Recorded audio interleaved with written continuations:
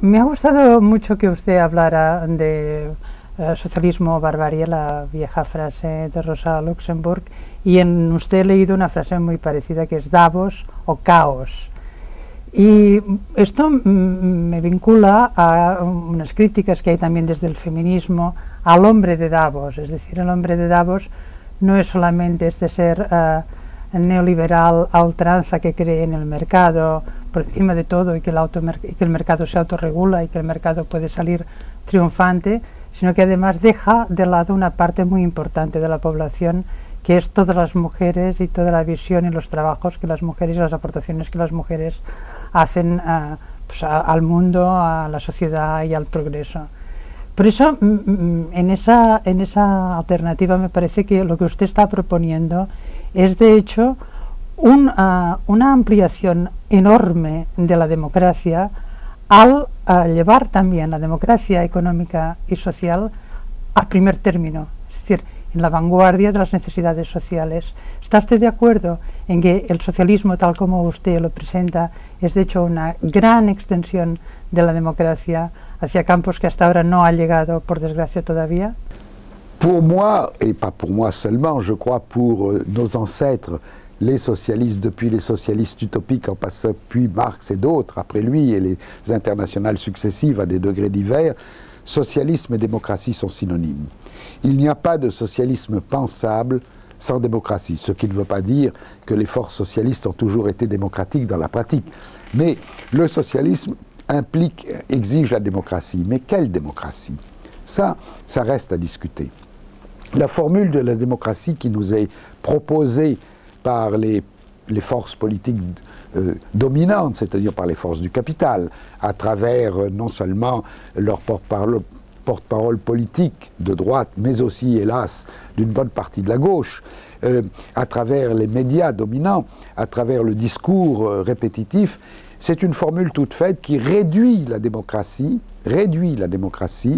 à simplement la reconnaissance du multipartisme et à l'organisation et la tenue d'élections à peu près honnêtes, à peu près correctes. Ce n'est pas inutile en soi, mais c'est totalement insuffisant. La démocratie n'a de sens que si elle est associée au progrès social. Je ne dis même pas au socialisme, je mesure mes mots, au progrès social.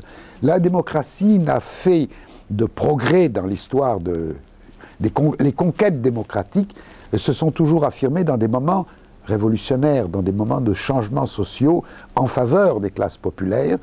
La démocratie bourgeoise, après tout, elle a été conquise par la bourgeoisie contre les systèmes anciens de l'aristocratie. La démocratie populaire, je ne fais pas allusion aux pays qui se sont auto-qualifiés de démocratie populaire. La démocratie du peuple, elle ne se fera que par la conquête contre le capital dominant. Donc, démocratie doit être associée à progrès social et non dissociée comme elle l'est dans les formules qu'on nous présente. À l'heure actuelle, la pratique de la démocratie, quand elle existe, non seulement est dissociée du progrès social, mais nous le voyons dans les faits, est associée à des régressions sociales. Cette démocratie, elle perd sa légitimité et sa crédibilité. Ça se traduit par une sorte de caricature. Vous pouvez, en Espagne et dans d'autres pays, voter à peu près correctement, à peu près librement. Il n'y a pas un policier derrière vous pour vous donner l'enveloppe qu'il faut mettre dans l'urne. Mais que vous votiez blanc, que vous votiez bleu, que vous votiez rouge, que vous votiez rose, que vous votiez vert, le résultat est le même, néant. C'est-à-dire que le Parlement se réunit et dit « nous ne pouvons rien faire parce que c'est le marché qui décide ». Alors l'électeur peut se dire « est-ce que je suis traité comme un citoyen ou comme un imbécile peut-être, ou comme simplement un spectateur, un consommateur et un spectateur de la politique qui est faite sans que je sache comment, par ceux qui contrôlent ce marché, c'est-à-dire les oligopoles dont j'ai parlé tout à l'heure. Cette démocratie, non seulement ce n'est pas une véritable démocratie, je ne dis pas que les droits qui ont été conquis, les droits n'ont jamais été octroyés, les droits ont été conquis par les travailleurs, que ces droits ne représentent rien, je ne dis pas cela. Ils représentent beaucoup, mais c'est tout à fait insuffisant. Alors, les formules nouvelles restent à inventer. Comment associer la pratique démocratique, la démocratie, avec le progrès social? Eh bien, je dirais que c'est impossible si on considère que la propriété privée, dans toutes ses formes, est sacro-sainte, définitive, pour l'éternité, parce que ça voudrait dire le capitalisme est là pour l'éternité, comme le disait Madame Thatcher, ou comme le disent d'autres, avec l'histoire est finie.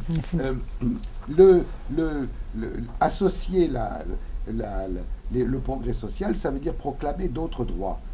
Le droit à la vie, le droit à la nourriture, le droit au logement, le droit au travail, le droit à l'éducation gratuite pour tous ces enfants et bonne, le droit à la santé, etc., etc.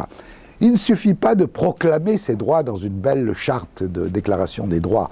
Il faut aussi inventer les formules politiques et institutionnelles qui en permettent l'exercice effectif.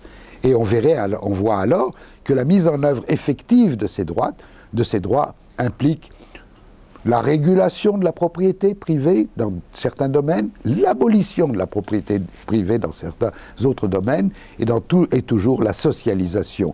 Le choix est socialisation par le marché, dépouillant l'individu de son caractère de citoyen pour en faire un consommateur, avec le droit des consommateurs. Je ne sais pas ce que ça veut dire. Le droit des consommateurs, c'est le droit que leur portefeuille leur donne, évidemment, dans la réalité. Mais à la place de ce citoyen dépouillé de la citoyenneté véritable, un citoyen véritable, c'est-à-dire dont la participation à la décision à tous les niveaux, que ce soit la décision économique dans le lieu du travail, la décision dans la famille, et c'est là que rentre l'énorme et le gigantesque problème des relations entre les hommes et les femmes, et les enfants aussi, le droit à l'alimentation, ce qui signifie aussi pour la paysannerie, qui représente aussi à peu près la moitié de l'humanité, des moyens pas seulement de survivre dans la pauvreté extrême, mais d'améliorer leurs conditions de vie. Le droit au travail, et pas seulement le droit à avoir un travail, mais le droit à avoir un travail qui correspond qui donne à la personnalité la possibilité de s'épanouir. Et le droit à l'éducation, etc., exige la socialisation par la démocratie, ou je préfère dire démocratisation, c'est-à-dire parler de la démocratie comme d'un processus sans fin. Il n'y a pas de recette toute faite. Voilà la démocratie. Ni aujourd'hui, ni demain. Je pense que l'histoire de l'humanité ne se terminera qu'avec la fin de l'humanité, peut-être, mais que la démocratisation est un processus sans fin. Alors je parle de socialisation par la démocratisation, par opposition à la socialisation par le marché.